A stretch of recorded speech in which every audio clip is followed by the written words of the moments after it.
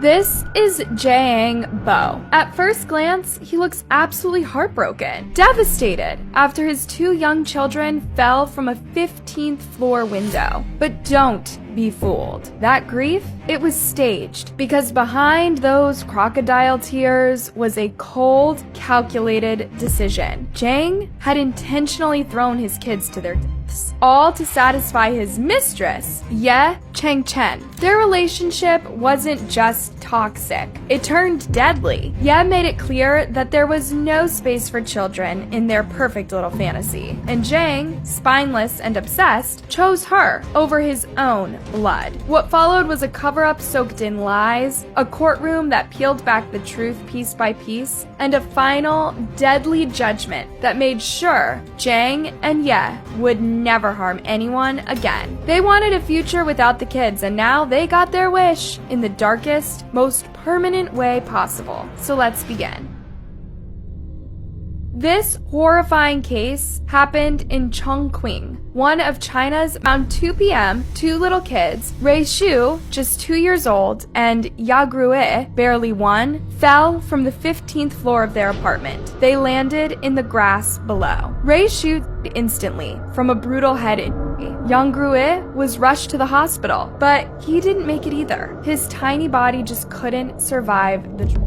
Their father, Jiang Bo, was the only adult at home with them. When he rushed downstairs, he put on a whole show, crying, screaming, smashing his head against the wall. People caught it on camera. At first glance, it looked like a father, shattered by grief. But that performance, it was just that, a performance. Jiang claimed he was asleep when the kids fell. That same noise outside woke him up too late. But when he started telling different versions of the story, blaming cough syrup, saying he forgot to close the window while smoking, even suggesting he was just eating lunch, the lies started to stink. And his ex-wife, Chen Meilin, she wasn't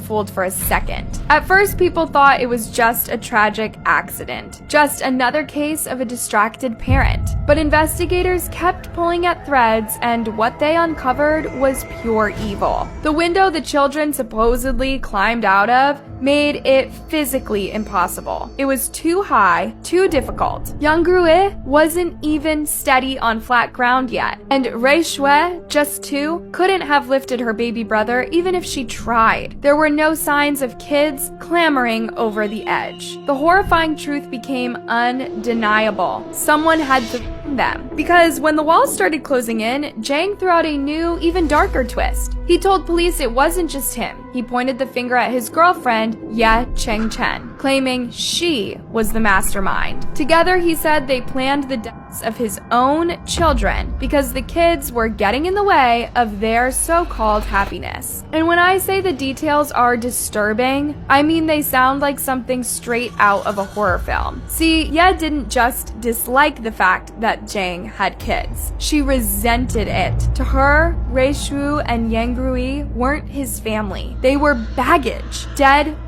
weight, constant breathing. Jiang threw out a new, even darker twist. He told police it wasn't just him. He pointed the finger at his girlfriend, Ye Changchen, claiming she was the mastermind. Together, he said they planned the deaths of his own children because the kids were getting in the way of their so-called happiness. And when I say the details are disturbing, I mean they sound like something straight out of a horror film. See, Ye didn't just dislike the fact that Jiang had kids. She resented it. To her, Rui Shu and Yang Grue weren't his family. They were baggage, dead weight, constant breathing reminders that she wasn't going to get the fantasy life she thought she deserved. No perfect couple image, no clean slate, not with 2 toddlers hanging around. And Ye didn't beat around the bush. She kept drilling it into Jiang's head. If he really wanted to be with her, those kids had to go. Period. In her eyes, Xiu and Rui weren't innocent children. They were problems. Chains. And she had solutions so cold it barely sounds human. Erase them. Start over. She literally told him, and I'm quoting here, "When the kids are gone, I'll marry you. Why don't you just kill both since you're already going to be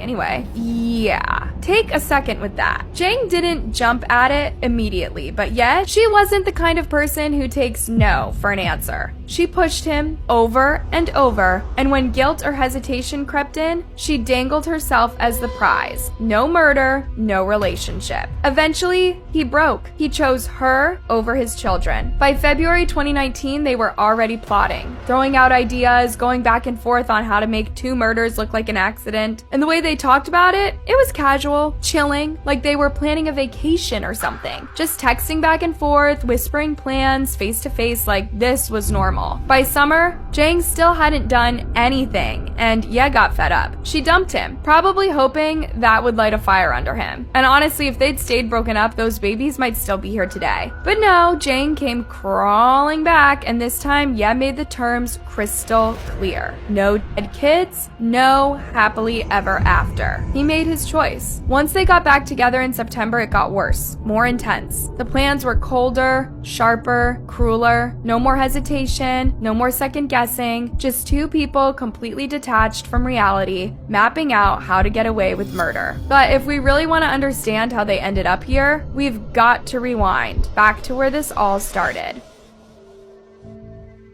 Jang Bo's story starts in poverty. He didn't have much, didn't even finish school, and was already working.